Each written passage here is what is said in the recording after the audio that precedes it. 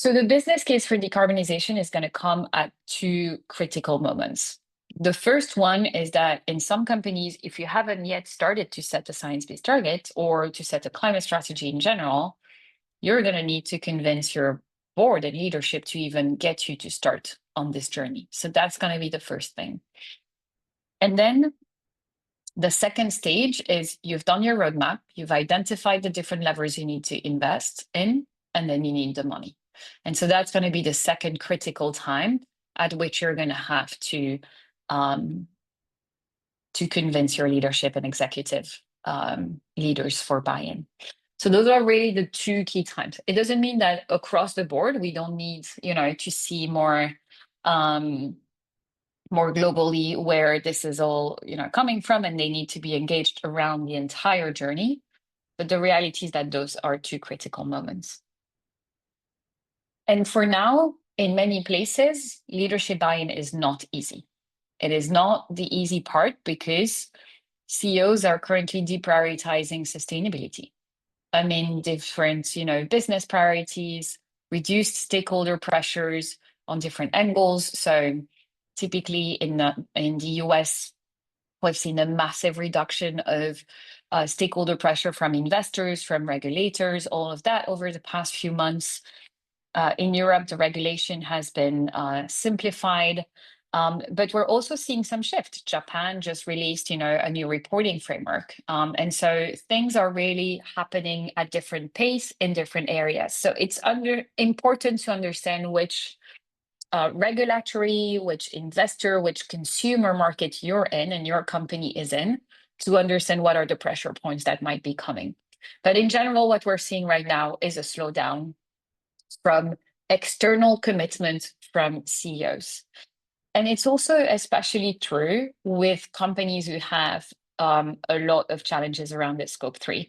And so Chris, based on what you were saying, and then I think someone else was mentioning that as well, when it comes to scope 3, a lot of companies are trying to figure it out. It's extremely complex to get a grip on your scope 3. And so while while 30% are already behind on scope 1 and 2, almost 50%, and to be honest, from the companies that I'm working with, most companies are behind on their scope 3. Like the 50% is an official data point, but the reality is most companies are behind. And the more complex the supply chain, the more it is true. So typically, where we think about the service industry, the supply chain is pretty simple in general. Think about consulting, think about marketing agencies, things like that. Your supply chain is going to be pretty straightforward. If you're thinking of a food and beverage company where you're going to have an extremely decentralized supply chain with potentially hundreds of thousands of smallholder farmers, this is a completely different story to navigate.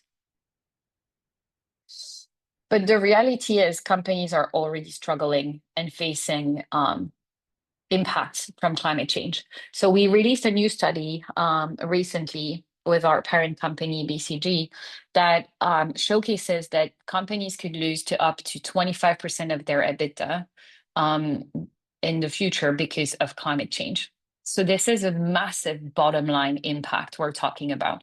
And in some industries, it's already happening. Again, very familiar with the food and bev industry, so apologies in advance, you're going to hear a lot of examples from there. But the food and bev industry is already massively struggling. Cocoa prices went up 400% last year. 400%, from an average of $2,000 to $3,000 a ton to $13,000 a ton in December 2024. No company can absorb that. That had direct impact on companies like Hershey, Lindt, Mondelez, Ferrero's. All of them had hit on their bottom lines. So it shows that, this is already impacting. It's hurting factories. You're seeing like automotive companies needed to shut operations for a few days. So the damages and the costs are already here. And that's why, despite the public elements of CEOs backing down, of companies not talking too much about the topic anymore, especially in markets like the US. There was a survey conducted recently, I think it was about a month ago, not even, it was in March, on how do sustainability directors in their company see their budget and their priorities evolving. And the reality is many of them said that they did not expect any type of decrease to their budgets for sustainability and could actually see potentially an increase.